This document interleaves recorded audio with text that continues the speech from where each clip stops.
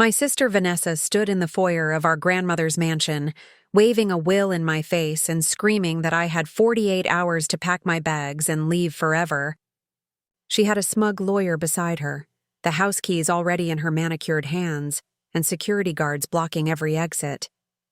But what Vanessa didn't know was that Grandma's real attorney was parking outside at that very moment, carrying documents that would shatter her victory into a million pieces and expose a family secret that had been buried for 30 years. The question is, what happens when the person you trusted most turns out to be the one who's been lying all along? I'd love to know which corner of the globe you're watching from. And if this story speaks to you, make sure to subscribe. Tomorrow's video is one you absolutely can't miss. The November rain hammered against the windows of Riverside Memorial Chapel in Portland, Oregon, as I sat in the front pew, staring at my grandmother's casket. Dorothy Mae Thompson had been 89 years old when she passed, and even though we knew it was coming, nothing prepared me for the hollow ache in my chest. I'm Abigail Thompson, and I was 32 years old when my world turned upside down. My grandmother raised me. That's the simple truth of it. When my parents died in a car accident when I was 7, Grandma Dorothy didn't hesitate. She took me into her sprawling Victorian home on Magnolia Hill, gave me the bedroom with the bay windows overlooking the rose garden, and became the only parent I'd ever really remember. My sister Vanessa was different. She was 15 when our parents died, old enough to remember them clearly, old enough to resent being uprooted from our childhood home in Seattle. She went to live with our Aunt Patricia in California and only visited Grandma's house on holidays. The visits grew shorter each year. By the time she turned 25, we'd see her maybe once a year, always around Christmas, always staying just long enough to exchange pleasantries before disappearing back to her life in San Diego. I never held it against her. Grief affects people differently. I found comfort in Grandma's steady presence, in the smell of her lavender sachets and the sound of jazz playing on Sunday mornings. Vanessa found hers in the distance. The service was ending. Reverend Marcus delivered a beautiful eulogy about Grandma's charity work and her famous blackberry pies that won the county fair 12 years running. People I didn't even recognize came up to share stories. Former students from her 40 years teaching 3rd grade, neighbors she'd helped through hard times, volunteers from the animal shelter where she spent her retirement. Vanessa sat beside me, dabbing her eyes with a tissue. She'd flown in 2 days ago, looking polished and put together in her black Chanel suit. We'd barely spoken. At the viewing the night before, she'd hugged me stiffly and murmured something about getting through this together. After the service, clusters of mourners gathered at Grandma's house for the reception. I'd spent the previous week preparing, cleaning rooms that hadn't been touched in months, arranging catering, making sure everything was perfect because that's what Grandma would have wanted. The house stood as magnificent as ever. 3 stories of Victorian architecture with its distinctive turret, wraparound porch, and the old oak tree in the front yard that had to be at least 200 years old. The property took up half an acre in one of Portland's most coveted historic neighborhoods. Real estate agents had been circling for years, leaving cards in the mailbox with eye-watering estimates of what the house could sell for. Grandma would throw them directly in the trash. "This house has history," she'd tell me. "Your great-great-grandfather built it in 1894. It stays in the family." I moved through the reception in a daze, accepting condolences, refilling coffee cups, making small talk about weather and memories. Vanessa worked the room like she was networking at a business conference, all warm smiles and firm handshakes. She'd always been the charismatic one, the one who could walk into any room and own it within minutes. By 6 p.m., the last guests had left. The catering company was packing up. I stood in the kitchen, exhausted, staring at a sink full of dishes. "You've done enough," Vanessa said from the doorway. She'd changed into jeans and a cashmere sweater. "The caterers will handle the rest." "We should talk." My stomach tightened. "About what?" "The house. The estate. Everything." She walked to the kitchen table and sat down, folding her hands in front of her. "I know this has been hardest on you. You were closer to her." "Vanessa, I can't think about this right now. I understand. But there are practicalities we need to discuss. She pulled out her phone, scrolling through something. I've been in contact with an estate attorney, Gerald Brixton. Very reputable. He's handled several large estates in San Diego. He can help us navigate the will and probate process. Grandma had an attorney, I said. Leonard Fitzgerald. He's been her lawyer for 40 years. Vanessa waved her hand dismissively. I called his office. He's apparently on some extended medical leave. Hip surgery or something? Anyway, Gerald can step in. Make things easier. Something felt off, but I was too tired to argue. Whatever you think is best. I just want to honor what Grandma wanted. Of course, Vanessa smiled. That's all I want, too. The next morning, I woke to the sound of voices downstairs. Loud voices. I pulled on my robe and descended the main staircase, my hand trailing along the familiar banister that Grandma had polished every Saturday morning like clockwork. Vanessa stood in the foyer with a man in an expensive suit. He was tall, maybe 50, with silver hair and the kind of confident posture that came from winning arguments for a living. Abigail, Vanessa said, her tone suddenly formal. This is Gerald Brixton. We need to have a family meeting. Now. I glanced between them, confused. What's going on? Gerald stepped forward, extending his hand. Miss Thompson, I'm sorry we're meeting under these circumstances. Your sister has retained my services to handle your grandmother's estate. There are some matters we need to discuss immediately. Okay, I said slowly, shaking his hand. Can I at least make some coffee first? This won't take long, Vanessa said. Her smile had vanished. She walked into the living room, and Gerald followed. I had no choice but to join them. They sat on Grandma's antique sofa, the one she'd inherited from her mother, the one I wasn't allowed to sit on until I turned 13, and she decided I was careful enough. Vanessa looked comfortable there, her arms stretched across the back cushions. Gerald had a leather briefcase on his lap. I sat in the armchair across from them, still trying to shake the fog of sleep and grief. Abigail, Gerald began, pulling documents from his briefcase. Your sister has shown me a copy of your grandmother's last will and testament. I've reviewed it, and I need to inform you of its contents. My heart started to pound. Where did you get a copy? Leonard Fitzgerald has the will. I have it, Vanessa said flatly. Grandma gave me a copy 6 months ago when I visited last spring. You didn't visit last spring, I said. I haven't seen you since Christmas 2 years ago. Vanessa's jaw tightened. I made a private trip. We had things to discuss. Adult things, Gerald cleared his throat, clearly uncomfortable with the tension. Regardless, the will is clear. Your grandmother left the house and the majority of her estate to Vanessa Marie Thompson. You've been left a small cash inheritance of $10,000. The words hit me like a physical blow. That's impossible. I have the document right here, Gerald said, sliding papers across the coffee table. Signed and dated April 15th of this year. I stared at the papers but couldn't focus on the words. My vision was swimming. Grandma wouldn't do that. She wouldn't. I lived here. I took care of her. When she got sick last year, I was the one who drove her to every doctor's appointment, who stayed up with her on bad nights. I'm sure you did, Vanessa said, her voice cold. And that $10,000 should cover your efforts. This is my home, I whispered. No, Vanessa stood up, towering over me. This is my home now, and I'm going to need you to start packing. I'm giving you 48 hours as a courtesy. After that, I'll have to take legal action to remove you. I looked up at her, this stranger wearing my sister's face. Vanessa, what are you doing? What I should have done years ago. She crossed her arms. Grandma's funeral is over. The performance is done.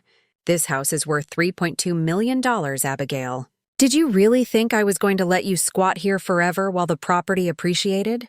Tears burned my eyes. I loved her. I love this house. It's all I have left. You have $10,000, Vanessa said. That's more than generous considering you've been living rent-free for 25 years. Gerald stood, clearly eager to exit this family drama. I'll leave you two to discuss the logistics. Vanessa, call my office if you need anything. He nodded at me with something that might have been pity. Ms. Thompson, I'm sorry. Then he left. The front door closed behind him with a soft click. Vanessa and I stood in the living room, the morning light streaming through the lace curtains Grandma had hung in 1987. "Why?" I asked. "Just tell me why." "A lot of love and effort went into bringing this story to life. If you're enjoying it, we'd be so grateful if you'd subscribe to our channel. Now, back to where we left off." Vanessa's expression softened for just a moment, a flicker of something that might have been guilt or might have been triumph. "Because I'm the oldest. Because this is what I deserve. And because, little sister, you've always been too naive to see how the world actually works." She walked past me toward the stairs. 48 hours, Abigail. Don't make this ugly." I stood alone in the living room, surrounded by 25 years of memories, and felt my entire life crumbling beneath my feet. I didn't sleep that night. How could I? Every creak of the old house felt like a countdown timer ticking away my remaining hours. I sat in Grandma's study, surrounded by her books and photographs, trying to make sense of what had just happened. 48 hours. That's all Vanessa had given me to pack up a lifetime. But something wasn't right. I kept replaying the conversation in my head, picking apart every detail. Grandma wouldn't have done this. Not without telling me. Not without explaining. We'd had dinner together 3 nights before she passed, and she'd held my hand across the table, telling me how grateful she was that I'd stayed, that I'd made this house a home. "You're the heart of this place, Abby," she'd said. "Don't ever forget that." Those weren't the words of someone about to disinherit me. I pulled open her desk drawer, searching for anything that might help. Grandma kept meticulous records. Every bill paid, every receipt saved, every document filed in perfect chronological order.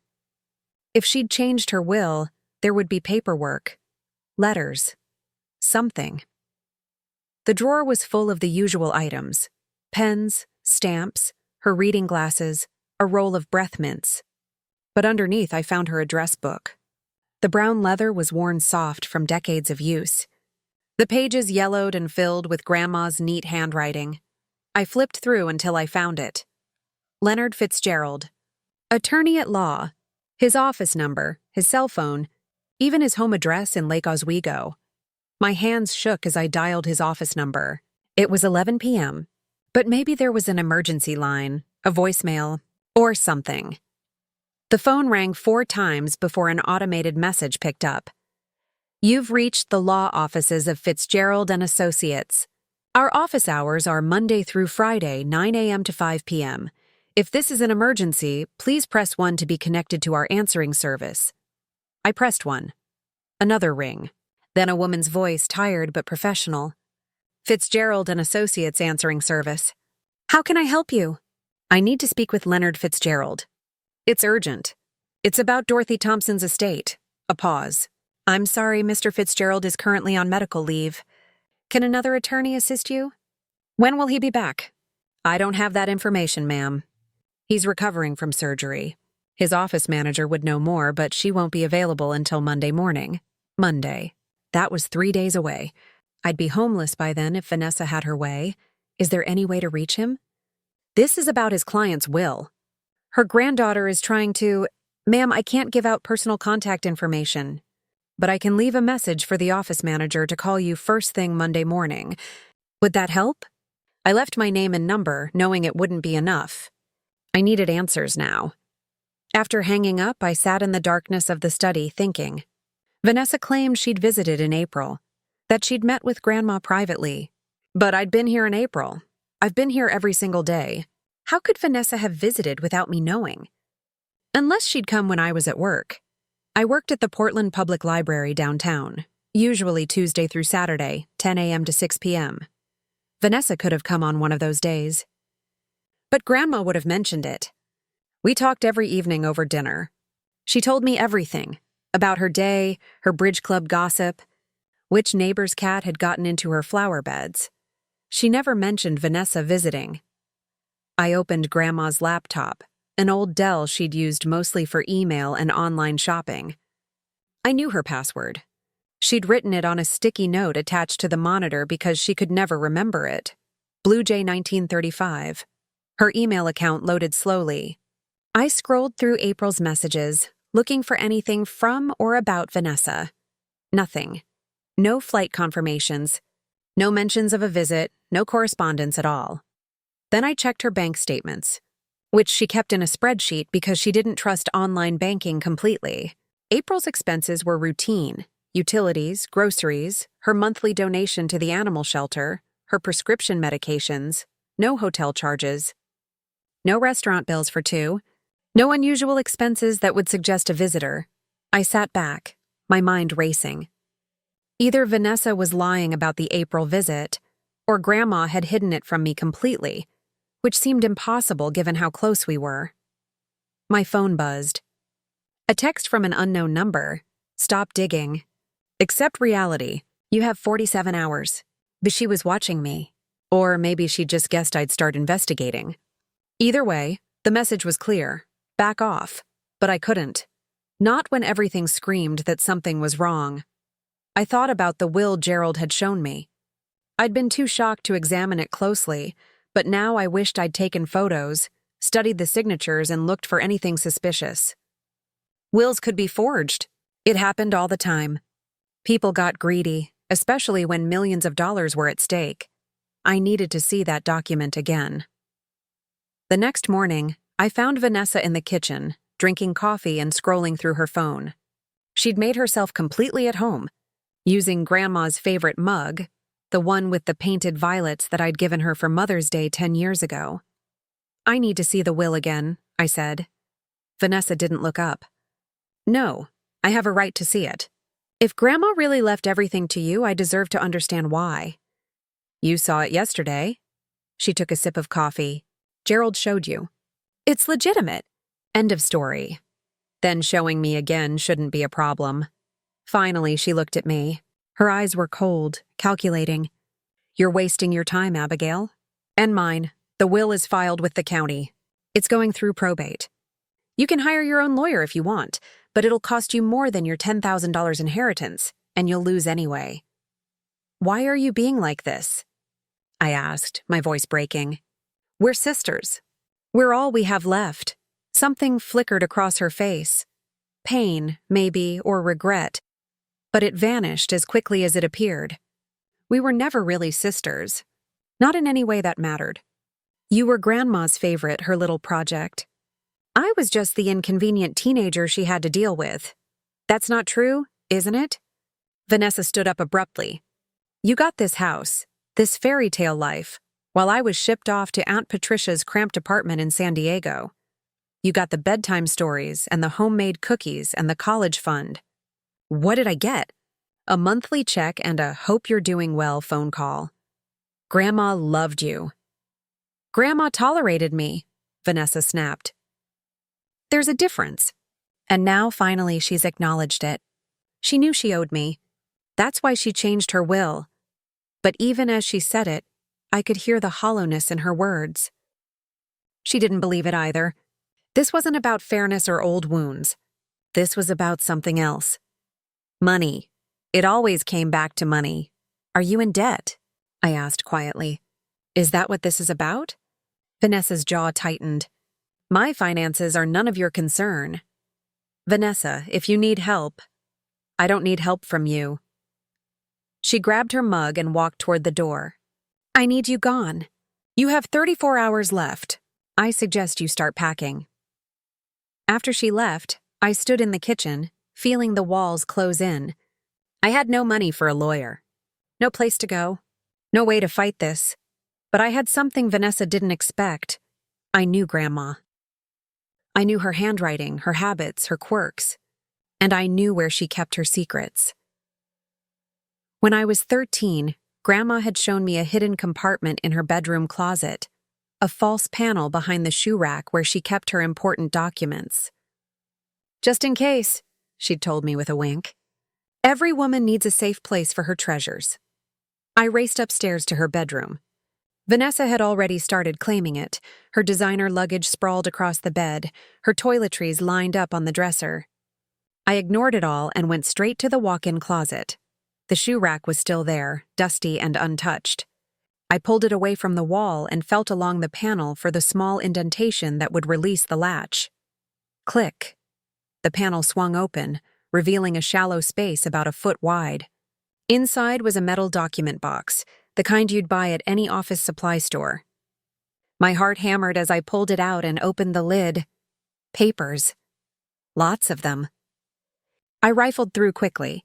Grandma's birth certificate, her marriage license, my parents' death certificates, report cards from my childhood, photographs, and at the bottom, in a sealed manila envelope, last will and testament of Dorothy Mae Thompson. My hands trembled as I opened it. The document inside was dated March 3rd, more than a month before the April date on Vanessa's version. I scanned the pages, my eyes moving faster and faster. The house was left to me. Everything was left to me. Vanessa got $50,000 and some jewelry, but the bulk of the estate, the house, the investments, the savings, all of it came to me with one simple explanation in Grandma's own handwriting at the bottom. Abigail has been my faithful companion and the light of my final years. This house needs someone who will love it as I have. That person is Abigail. I clutched the document to my chest, tears streaming down my face. I'd been right. Grandma hadn't betrayed me, which meant Vanessa had. The question was, how far had she gone to steal my inheritance? I sat on the closet floor, the real will clutched in my shaking hands, trying to process what I'd discovered. Vanessa hadn't just lied about visiting Grandma in April. She'd produced a fraudulent will. This wasn't a family dispute anymore. This was a crime, but proving it was another matter entirely.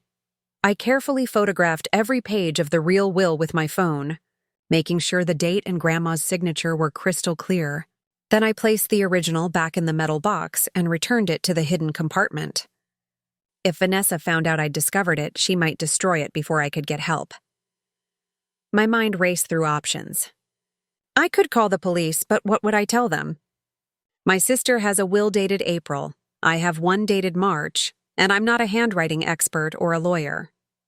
They'd probably tell me it was a civil matter and to hire an attorney. Which brought me back to the same problem. I had no money and no time. I needed Leonard Fitzgerald. He was the only one who could verify which will was legitimate, who could speak to Grandma's intentions, who had the authority to stop this before it was too late. I dialed his office again. Even though it was only 8 a.m., the answering service picked up immediately. This is Abigail Thompson. I called last night about Dorothy Thompson's estate. This is an emergency. Someone is trying to steal my inheritance with a forged will, and I have less than 30 hours before I'm forcibly removed from my home. Please, I need someone to contact Leonard Fitzgerald immediately. His client's final wishes are being violated. The operator's voice was sympathetic but firm. Ma'am, I've noted your message as urgent. That's all I can do. The office opens at 9. Someone will call you. It wasn't enough, but it would have to do. I spent the next hour making copies of everything I could find. Grandma's financial records, her correspondence, photographs of us together over the years. Anything that might prove our relationship, that might show a judge or a court that I was the one who'd been here, not Vanessa. At 9:02 a.m., my phone rang. Unknown number? Hello? Is this Abigail Thompson? A woman's voice, crisp and professional. Yes. Are you calling from Leonard Fitzgerald's office? I am. My name is Ruth Hendricks. I'm Mr. Fitzgerald's office manager. I understand you've been trying to reach him regarding Dorothy Thompson's estate? Relief flooded through me. Yes. My grandmother passed away 5 days ago, and my sister is claiming she has a will leaving everything to her. But I found another will, an earlier one, that tells a completely different story. I need Mr. Fitzgerald to verify which one is real. There was a pause. Ms. Thompson, I'm aware of your grandmother's passing. Mr. Fitzgerald was quite upset when he heard. Dorothy was a dear client and friend for many years. Then he needs to know what's happening. Someone forged a will. My sister has hired an attorney and she's trying to evict me in less than 30 hours. Slow down, Ruth said gently. Let me make sure I understand. Your sister has presented a will? Yes, dated April 15th. Her lawyer showed it to me yesterday. Another pause, longer this time. April 15th. Who is her attorney? Gerald Brixton. I'm from San Diego. I see. Ruth's tone had changed. Something was wrong. Ms. Thompson, I need you to listen very carefully. Mr. Fitzgerald updated your grandmother's will on March 3rd of this year. That was the final version. He keeps the original in his office safe, and he gave your grandmother a copy for her records. There was no April will. My heart was pounding so hard I could barely breathe. So the one Vanessa has is fraudulent, Ruth said flatly. And if this Mr. Brixton is presenting it as legitimate, he's either incompetent or complicit. What do I do? First, do not leave that house. You have every legal right to be there, more than your sister does. Second, I need you to bring me the copy of the will you found. Where did you find it exactly? In a hidden compartment in Grandma's closet. In a document box. Perfect. That's exactly where Dorothy kept important papers. Mr. Fitzgerald knew about that hiding spot. He's the one who suggested it to her years ago. I could hear Ruth typing rapidly. I'm going to make some calls.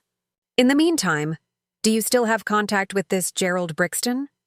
He gave me his card yesterday. Good. Don't call him yet. I want to coordinate with Mr. Fitzgerald first. He's still recovering, but this is serious enough that I know he'll want to handle it personally. More typing. Can you come to our office at 2 p.m. today? Yes, absolutely. Bring the will. Bring any other documents you have. And Ms. Thompson, if your sister tries to remove you from the house before then, call 911. You're not a trespasser. You're the legal heir. Do you understand? Tears were streaming down my face. Thank you. Thank you so much. We'll sort this out, Ruth said firmly. Dorothy Thompson was a remarkable woman, and she made her wishes very clear to Mr. Fitzgerald. We won't let anyone disrespect those wishes. After hanging up, I sat on my bed, overwhelmed with relief and anger in equal measure. Vanessa had gone so far as to create a fake will. How? Who helped her? Did Gerald Brixton know it was fraudulent, or had Vanessa fooled him too? I didn't have long to wonder. Around 10 a.m., I heard voices downstairs. Loud voices. I crept to the landing and peered down. Vanessa was in the foyer with two men in dark uniforms. Security guards? One of them had a clipboard. She's still here, Vanessa was saying. Upstairs. I need her removed from the property. My blood turned to ice. She was trying to throw me out early. I descended the stairs, forcing myself to stay calm. I'm not going anywhere. Vanessa spun around, her face flushed with anger. You had 48 hours. I'm being generous by giving you that. But if you're going to spend that time moping around feeling sorry for yourself instead of packing, then I'm accelerating the timeline. You can't do this, I said, looking at the security guards. This is my house. She's lying to you. One of the guards, a middle-aged man with a gray beard, looked uncomfortable. Ma'am, we were hired to assist with a property transition. If there's a legal dispute— There's no dispute, Vanessa interrupted. I have the will. I have documentation. She's refusing to leave. I spoke with Grandma's actual attorney this morning, I said, my voice steady despite my shaking hands. Leonard Fitzgerald? The will you have is fake, Vanessa, and I can prove it. The color drained from Vanessa's face for just a second before she recovered. That's absurd. You're making things up because you can't accept reality. Then call Gerald Brixton right now, I challenged. Ask him to verify the will with Leonard Fitzgerald's office. If it's legitimate, Fitzgerald will confirm it. If it's not— I let the implication hang in the air. The security guard with the clipboard cleared his throat. Ladies, this sounds like something that needs to be resolved through the courts. We can't remove someone from a property if there's a competing claim to ownership. There is no competing claim. Vanessa's voice was rising, panicked now. I showed you the will, and she says she has another will, the guard said. Look, ma'am, we're not lawyers.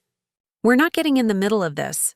You need to file the proper paperwork with the county and let a judge sort it out. I'm paying you. Not enough to risk a wrongful eviction lawsuit, the second guard said. He nodded at me apologetically. Sorry for the confusion, miss. They left. The door closed behind them with a definitive thud. Vanessa and I stood in the foyer, alone.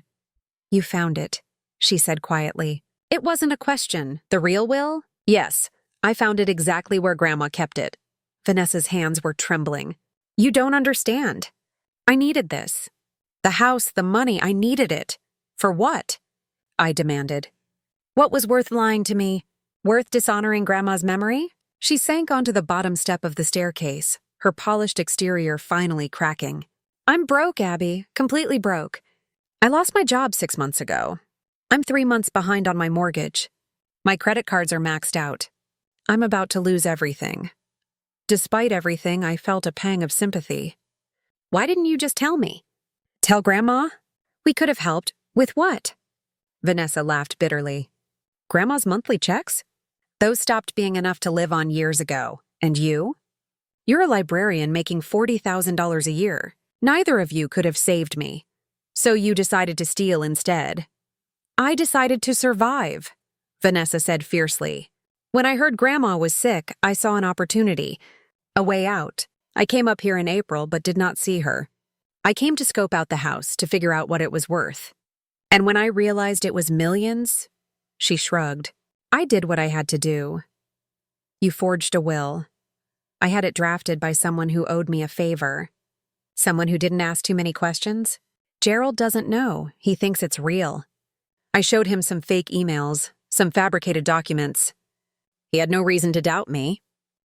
I stared at my sister, this stranger, and felt nothing but disgust. You need to leave, now, before I call the police and have you arrested for fraud. Vanessa stood up slowly, wiping her eyes. You won't do that. We're family. Family doesn't do what you did. For a long moment, we just looked at each other. Then Vanessa picked up her purse from the hall table. I'll be at the Riverside Hotel if you change your mind about pressing charges. But think carefully, Abby. A trial would drag Grandma's name through the mud. Her legacy, this house, everything would be tied up in court for years. Is that really what you want? She walked out the door, leaving it open behind her. I closed it, locked it, and leaned against the solid wood, finally allowing myself to fall apart. But even as I cried, I knew one thing for certain. I had a 2 p.m. appointment with Leonard Fitzgerald, and I was going to make sure Grandma's real wishes were honored, no matter what it cost.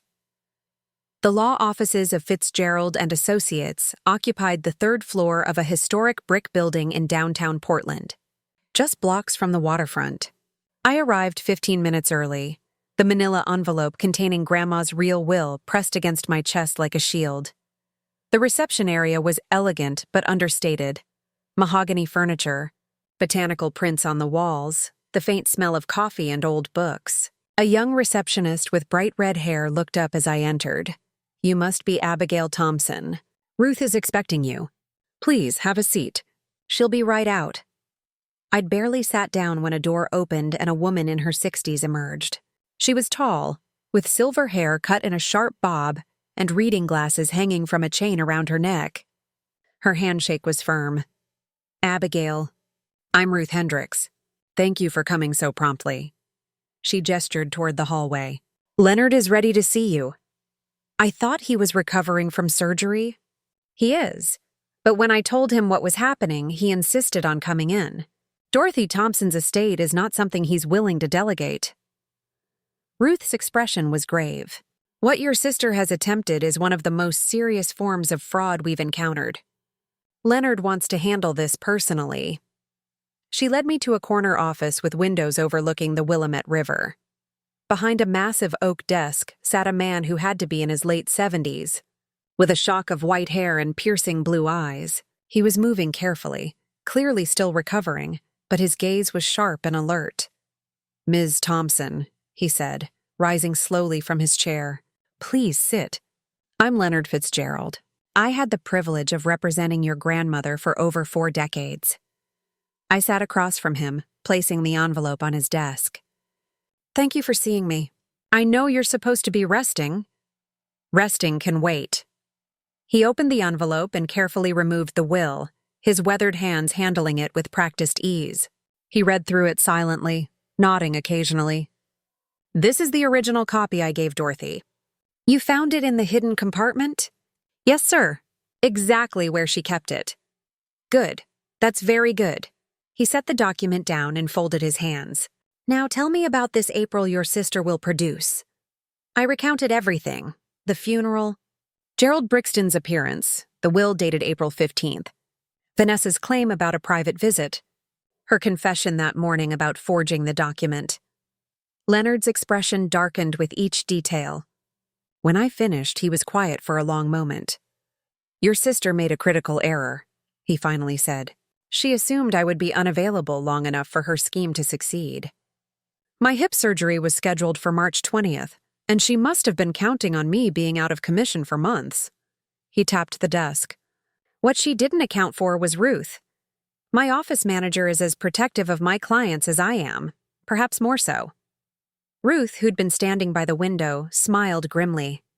"Dorothy Thompson baked me cookies every Christmas for 15 years. Nobody defrauds her granddaughter on my watch. The question now," Leonard continued, "is how we proceed. We have several options, each with different consequences." He pulled a legal pad toward him and began writing as he spoke. Option 1. We file a formal complaint with the Oregon State Bar against Gerald Brixton. If he knowingly presented a fraudulent will, he could be disbarred. However, you mentioned your sister claims he doesn't know it's fake. That's what she said. She told him it was real and showed him fabricated documents. Then he's a fool, but possibly not a criminal. Still, his due diligence was severely lacking. Any competent attorney would verify a will's authenticity with the previous attorney of record, which would be me.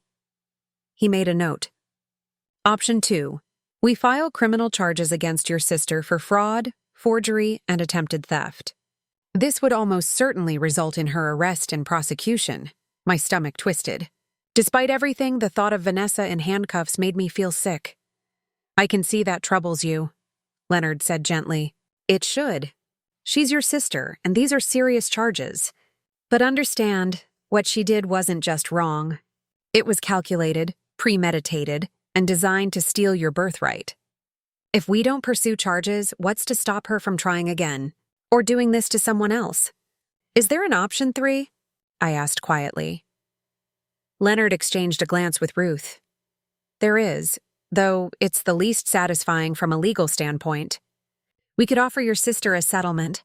She signs an affidavit admitting the April will is fraudulent, returns any documents she fabricated, and agrees never to contest the real will.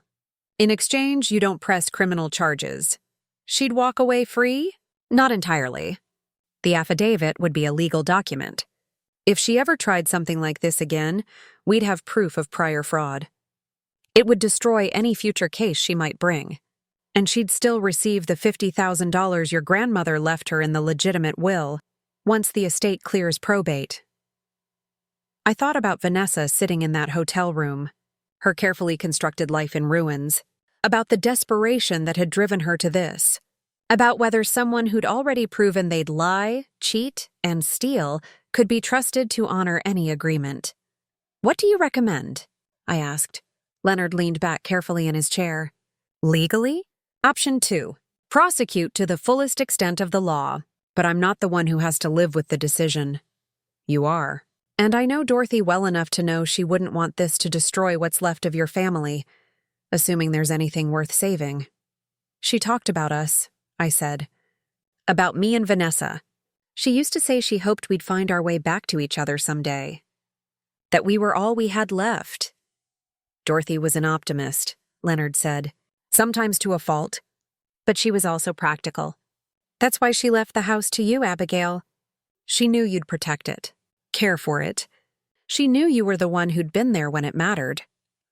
Ruth walked over and placed a hand on my shoulder. You don't have to decide right now. Think about it. But whatever you choose, we'll support you.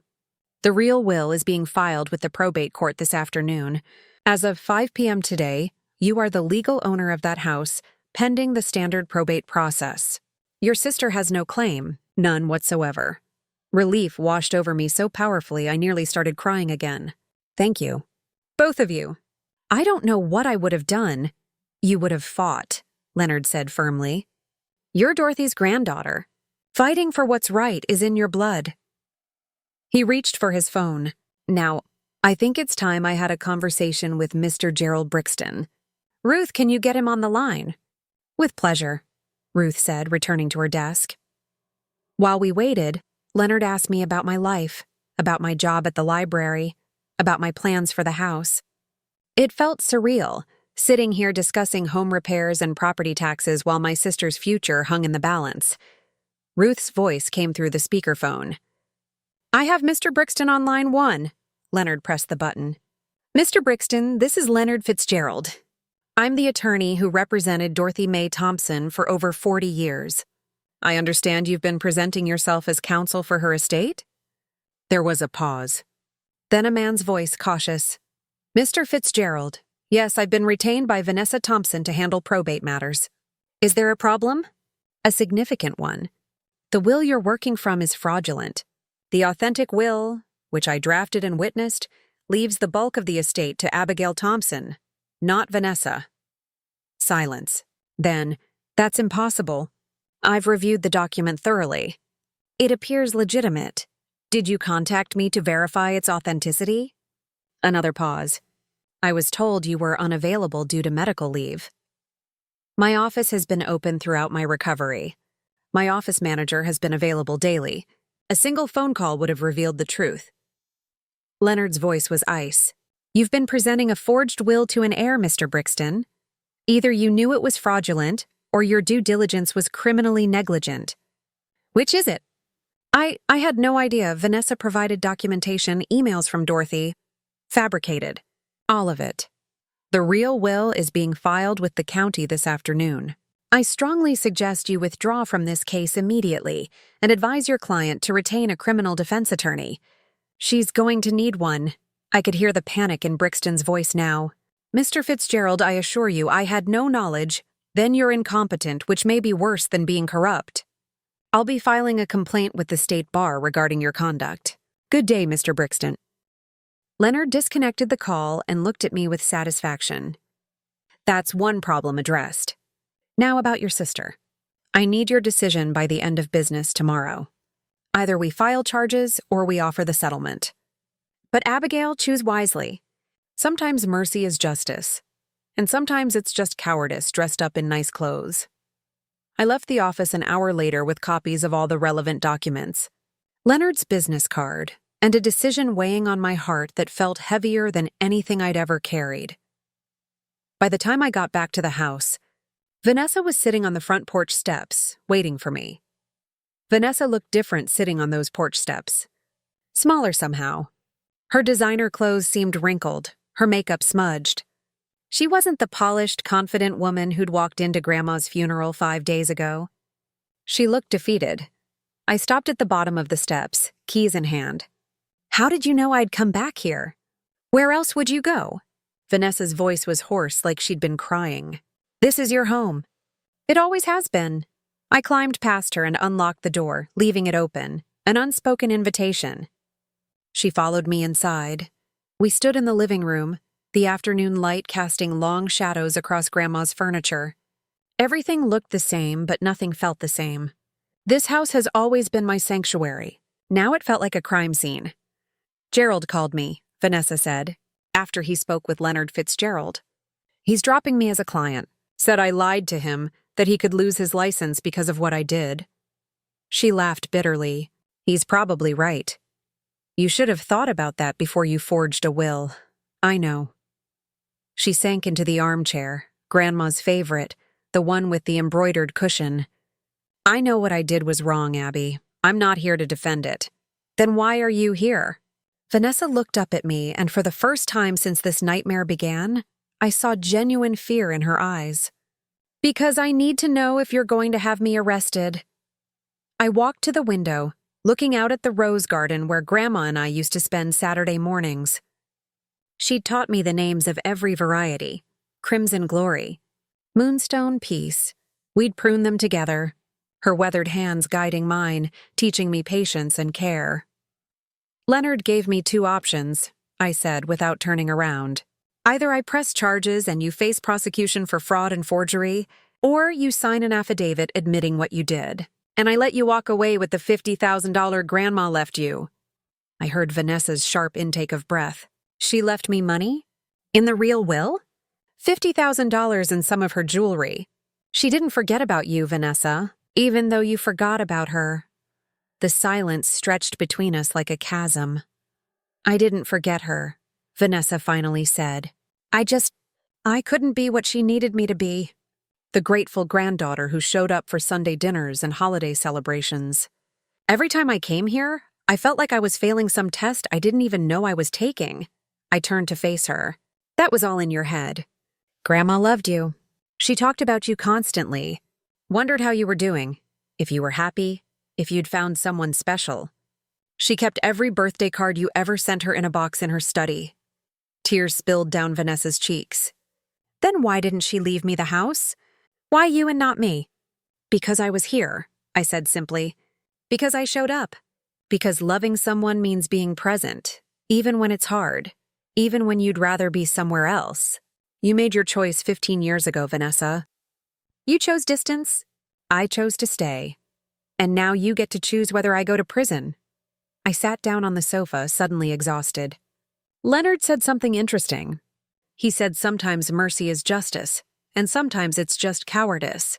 I've been trying to figure out which one applies here. What did you decide? I looked at my sister, really looked at her. I saw the frightened teenager who'd lost her parents too young. The angry young woman who'd pushed everyone away because accepting love meant risking more loss. The desperate middle-aged woman who'd made terrible choices out of fear and pride. But I also saw the person who'd forged legal documents, who'd lied to my face, who'd been willing to throw me out onto the street without a second thought. I haven't decided yet, I admitted. Part of me wants to let the legal system handle this. You committed a serious crime, Vanessa. You should face consequences. I know. But another part of me remembers Grandma's voice at that last dinner we had. She told me that family is complicated, that people make mistakes, that holding grudges is like drinking poison and expecting the other person to die. I rubbed my temples. She'd want me to forgive you. I know she will. You don't have to forgive me to let me avoid prison, Vanessa said quietly. Those are two different things. She was right. Forgiveness was personal, intimate, something that might take years or might never come at all. The legal decision was practical, a choice about punishment and redemption. Tell me the truth, I said. All of it. How did you forge the will? Who helped you? Vanessa wiped her eyes. I have a friend in San Diego, Marcus Chen. He's a paralegal, works for a small firm that handles estate planning. I asked him hypothetically how someone might draft a will, what the legal language would look like. He thought I was asking for myself, for my own estate planning. Did he know what you were planning? No, I never told him about Grandma, never mentioned Portland or the house.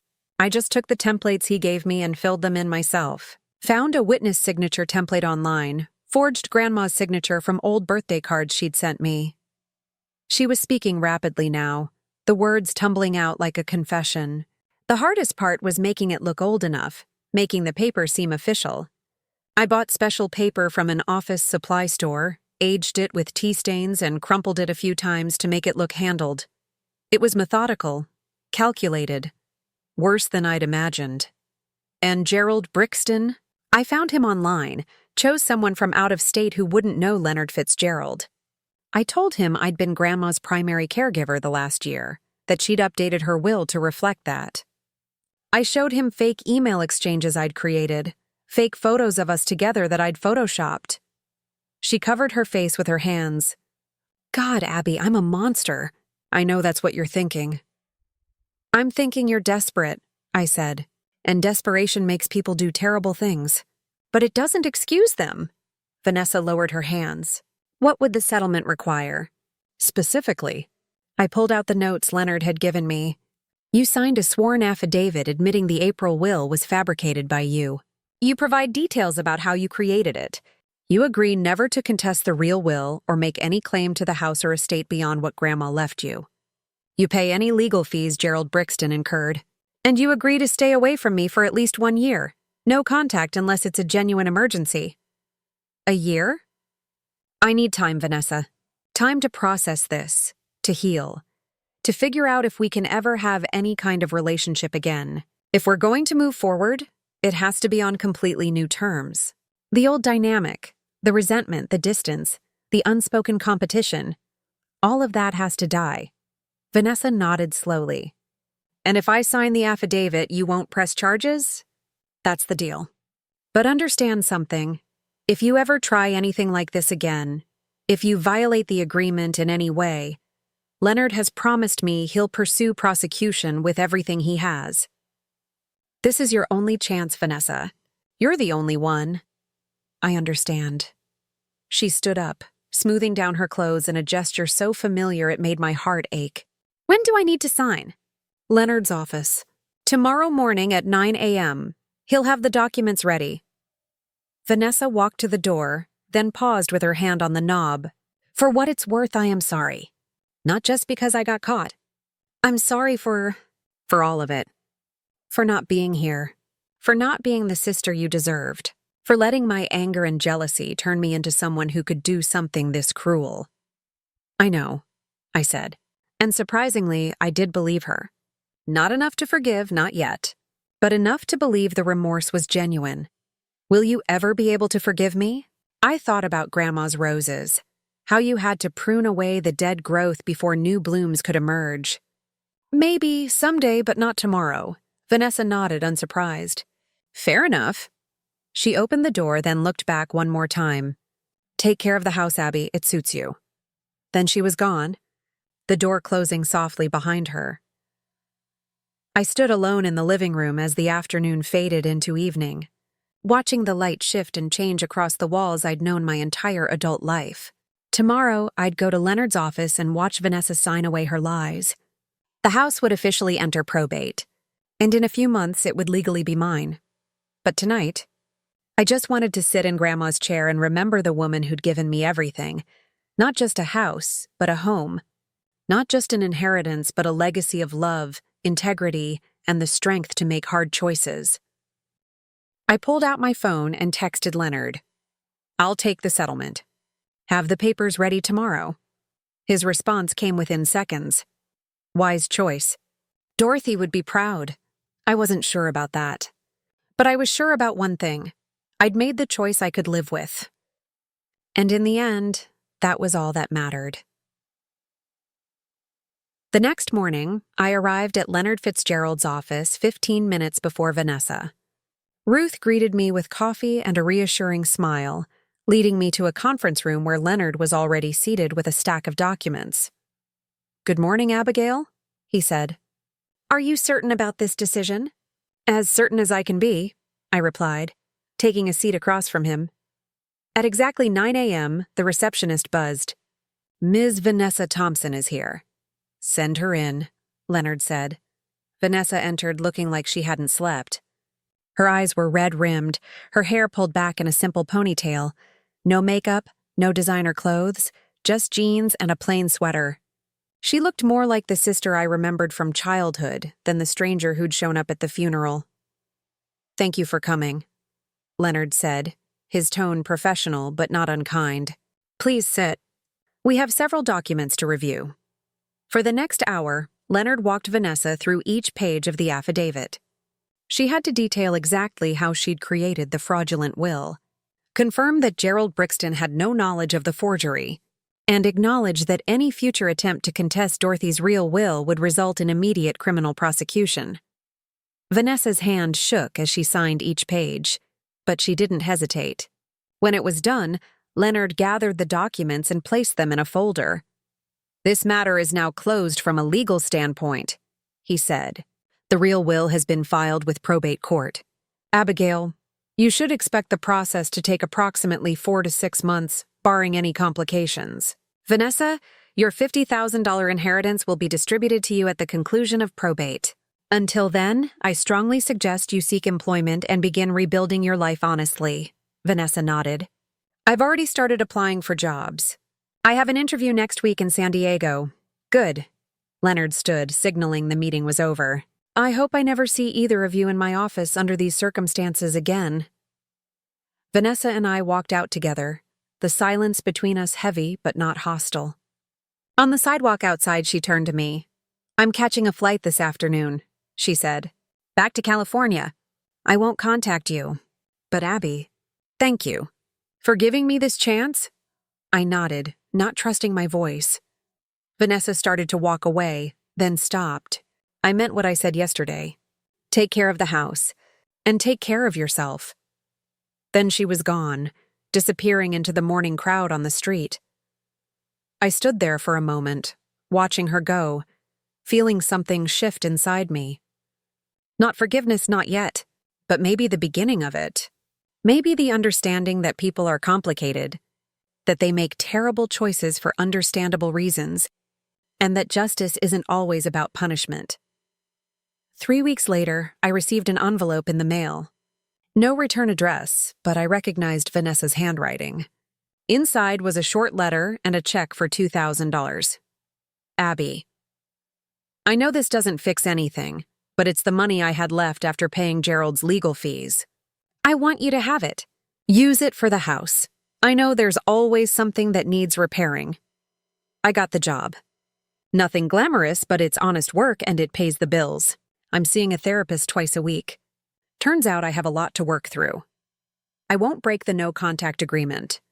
But I wanted you to know I'm trying. Really trying. Take care. I folded the letter and placed it in Grandma's desk drawer, next to the old photographs and birthday cards. Then I deposited the check and used it to hire someone to restore the rose garden, which had gotten overgrown in the months since Grandma had been too sick to tend it. The probate process moved slowly, as Leonard had warned. There were appraisals and paperwork, creditors to notify and taxes to calculate. But by early spring it was done. The house was officially, legally, mine. I stood in the living room on a Saturday morning, sunlight streaming through the lace curtains, and tried to figure out what came next. I could sell it. Real estate agents were still leaving cards in the mailbox with increasingly aggressive offers. The money would be life-changing. I could travel, go back to school, do anything I wanted.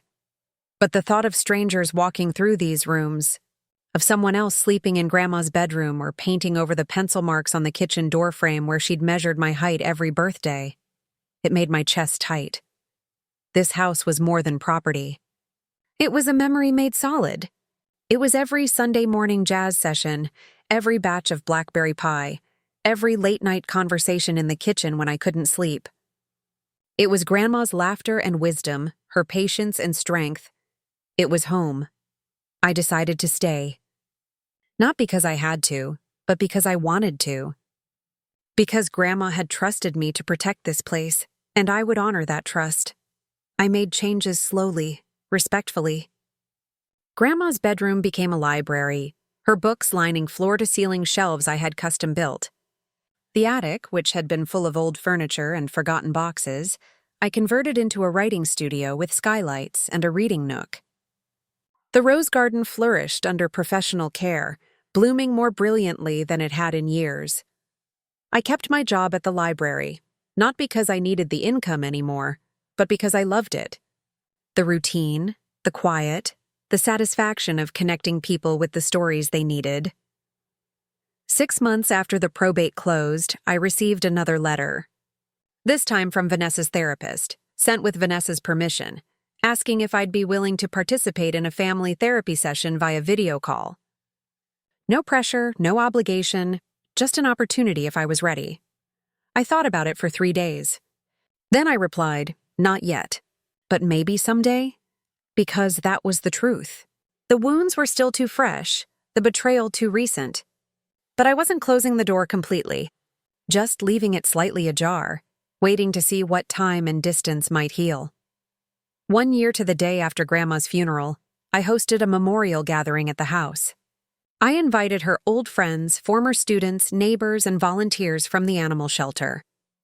We shared stories and laughter, tears and blackberry pie that I'd made from her recipe. My first attempt, not quite as good as hers, but close enough. Reverend Marcus gave a toast. Dorothy Thompson believed in second chances. She believed people could change, could grow, could become better versions of themselves. She lived that belief every day of her life. And I think the greatest tribute we can pay her is to carry that forward. As people mingled through the house, sharing memories and photographs, I stood in the doorway of the living room and felt Grandma's presence so strongly it was almost physical. Not haunting, just there. A gentle reminder that love doesn't end when someone dies. It transforms, becomes something you carry forward. Late that evening, after everyone had left and I was cleaning up, I found a photograph that had fallen behind the sofa. It was old, the colors faded. Grandma was a young woman, maybe 30, standing in front of this very house with 2 little girls. Her daughters. My mother and Aunt Patricia, on the back, in Grandma's handwriting. Family is complicated. Love is simple. Choose love. I taped the photograph to the refrigerator where I'd see it every morning. A reminder of what mattered, of what Grandma had taught me. That night, I slept in my old bedroom, the one with the bay windows overlooking the rose garden. I didn't dream of courtrooms or lawyers or forged documents. I dreamed of Grandma, teaching me to prune roses, her weathered hands guiding mine, her voice soft and patient. Careful, Abby. You have to cut away the dead growth before new blooms can come. I woke with tears on my face and peace in my heart. The house was mine. The legacy was mine. And the choice of what to do with both, that was mine too. I chose to build something new on the foundation Grandma had left me. Not just a house, but a life filled with purpose and grace. Not just an inheritance, but a future worth living. And somewhere, I knew Grandma was smiling. 2 years later, I received a Christmas card. It was from Vanessa. No long letters, no dramatic declarations. Just a card with a simple message. Hope you're well. The roses must be beautiful this time of year, I wrote back. Just as brief, just as careful. They are. Hope you're well too. It wasn't forgiveness, not completely. But it was a start. A tiny seed planted in scorched earth, waiting to see if anything could grow. And maybe that's all family is sometimes. The willingness to keep trying, even when it hurts. The choice to leave the door open, even just a crack for the possibility of something better. Grandma would have liked that. She always did believe in second chances. After all, she gave me one when I was 7 years old and had nowhere else to go. The least I could do was pass that gift forward. 3 months after the memorial gathering, I was cleaning out the basement when I found something that would change everything I thought I knew about my family. The basement had been on my list of projects since taking full ownership of the house. Grandma rarely went down there in her later years. The stairs were too steep, the air too damp. It had become a storage space for forgotten things. Holiday? Decorations, old furniture, boxes of papers that no one had looked at in decades. I'd hired a local handyman, Carlos Rivera, to help me sort through it all. He was in his 50s, had done work for Grandma over the years, and knew the house almost as well as I did. Most of this can probably go to donation, Carlos said, gesturing at a stack of chairs with broken caning. Unless you want to restore them? I don't think so, I said, sneezing from the dust. Grandma kept everything, but some things just need to be let go. We worked through the afternoon, creating piles, keep, donate, trash. It was therapeutic in Hazit Aymbur away, this physical act of sorting through the past and deciding what deserved to be carried into the future. Then Carlos moved an old steamer trunk, and we both heard it, the hollow sound of something shifting beneath the floorboards. That's odd, he said, kneeling down. These boards don't sit right. He pulled at one of the planks, and it came up easily, revealing a small cavity beneath. Inside was a metal lockbox, covered in dust and cobwebs. My heart started racing. Did you know this was here? No idea. I've been working on this house for 15 years and never noticed anything unusual about this floor.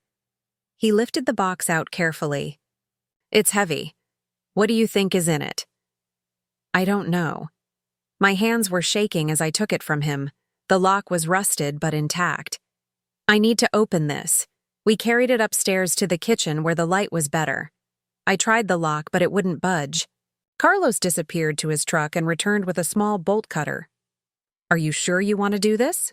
He asked. Might be nothing. Might be something you wish you hadn't found. I need to know, I said.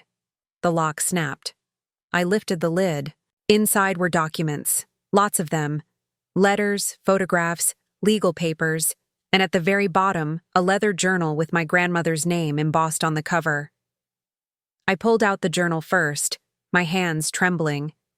The first entry was dated July 15, 1978, over 40 years ago. Today, I made a decision that will haunt me for the rest of my life. But it was the only choice I could make. Patricia doesn't understand. She thinks I'm betraying her. But sometimes love means making the hardest choice, even when everyone will hate you for it.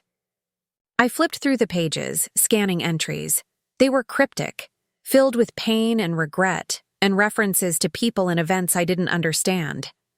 Then I found an entry from December 1982. They're growing up now, old enough to ask questions. Patricia forbids me from telling them the truth. She says it will only cause harm. Maybe she's right. Maybe some secrets are meant to stay buried. But every time I look at Margaret's eyes, my daughter's eyes, I see the weight of what I've done. Margaret, my mother. I turned to Carlos. Can you give me some privacy? I need to read this alone. Of course. He gathered his tools. I'll come back tomorrow to finish the basement. You call me if you need anything, okay? After he left, I sat at the kitchen table and read the journal from beginning to end. It took 3 hours. By the time I finished, the sun had set, and I was sitting in darkness. My whole understanding of my family shattered.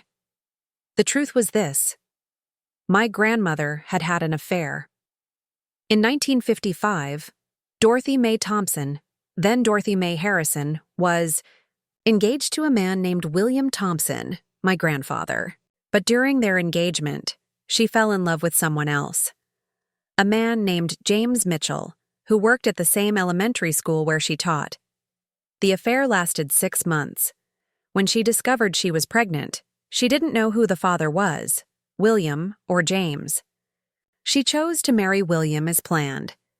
She never told him about James or her uncertainty about the baby's paternity. My Aunt Patricia was born 7 months after the wedding, premature by the official story, but full term in reality. Years later, when Patricia was 5 years old, James Mitchell contacted Dorothy. He'd seen Patricia at a school event. He knew. The resemblance was unmistakable. He wanted to be in his daughter's life. He threatened to tell William everything if Dorothy didn't allow it. Dorothy refused. She told James that if he ever contacted her family again, she would deny everything and ensure he lost his teaching position for harassment. It was the 1960s. She had the power to destroy him, and they both knew it. James disappeared, left town.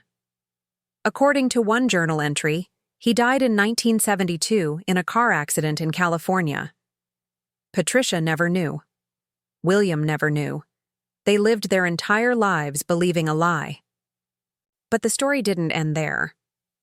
In 1978, when my mother Margaret was 18, she submitted her DNA to a genealogy website as part of a school project. The results came back with unexpected matches, relatives she didn't recognize, genetic markers that didn't align with the Thompson family tree. Patricia demanded answers. That's when Dorothy finally told her eldest daughter the truth about James Mitchell. Patricia was devastated. Her entire identity, her family history, everything she thought she knew, all of it was built on a lie. She confronted Dorothy, and their relationship never recovered. 6 years later, when my parents died and Dorothy took me in, Patricia refused to let Vanessa stay with us. Not because she didn't want to burden Dorothy, but because she couldn't bear to be around her mother. The anger, the betrayal, it was too much. Vanessa went to California with Aunt Patricia, and I stayed in Portland with Grandma. We were separated not by logistics or practicality, but by Patricia's unresolved rage. The journal's final entries were from just months before Grandma died. Patricia still won't speak to me. 40 years, and she still can't forgive me. I don't blame her. I made a choice to protect my marriage and my family, but in doing so, I robbed her of her truth. Maybe I was wrong. Maybe I should have been honest from the beginning. But I was so young, so scared. I thought I was doing the right thing. Vanessa carries Patricia's anger like a torch. She doesn't know why her mother hates me, but she feels it, and so she stays away. I've lost them both, my daughter and my granddaughter, the price of an old lie. But Abigail stayed. She doesn't know any of this. She loves me simply, without the weight of history. When I'm gone, I hope she finds this journal. I hope she understands. And I hope she can be the bridge that brings this family back together. I closed the journal and sat in the darkness, trying to process it all. Vanessa's anger suddenly made sense. She'd absorbed Patricia's bitterness without understanding its source. She'd felt rejected by Grandma without knowing why. And I, in my ignorance, had been the favored one simply because I didn't carry the burden of knowing. The lockbox contained more than just the journal. There were letters from James Mitchell, photographs of him and Dorothy together, and a sealed envelope addressed to Patricia that was never sent. I opened it. Inside was a letter Dorothy had written shortly before her death. My dearest Patricia, I know you won't read this while I'm alive, so I'm leaving it for you to find after I'm gone. I need you to know that every choice I made out of love. Not just love for William, but love for you. If I had told the truth in 1955, your life would have been marked by scandal. You would have grown up knowing you were conceived in deception. I couldn't do that to you.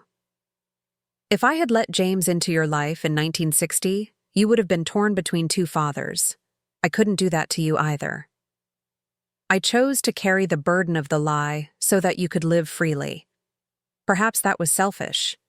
Perhaps I robbed you of a choice that should have been yours. If so, I am truly sorry. But please know this. You have always been my daughter. Not William's, not James's. Mine. And I have loved you with every breath in my body, even when you couldn't love me back. I hope someday you can forgive me.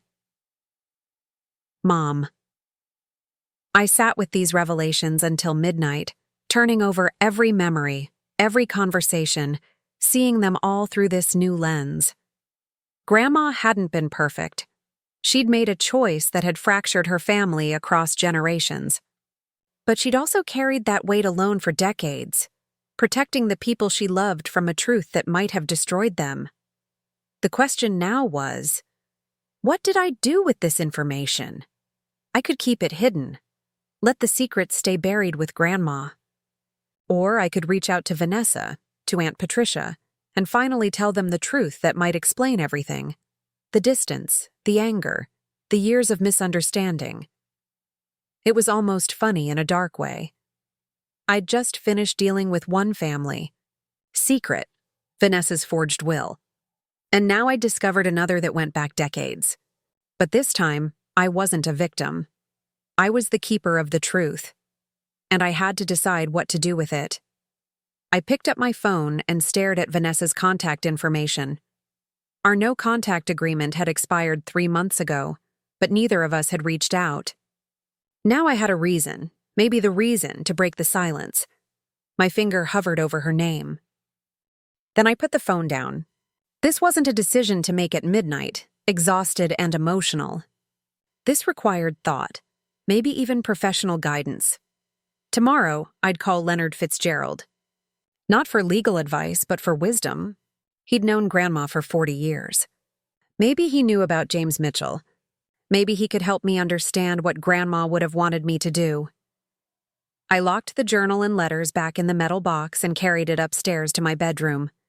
That night I barely slept, haunted by questions that had no easy answers. How much truth does a family deserve? When does honesty become cruelty? And can old wounds ever truly heal? Or do we just learn to live with the scars? By morning, I'd made a decision. But first, I needed to make one phone call. Looking for more? We've got 2 amazing stories ready for you right on screen. If this one touched you, these are absolutely worth your time. Click to watch them now. And hey, subscribe and hit that bell to never miss our latest uploads.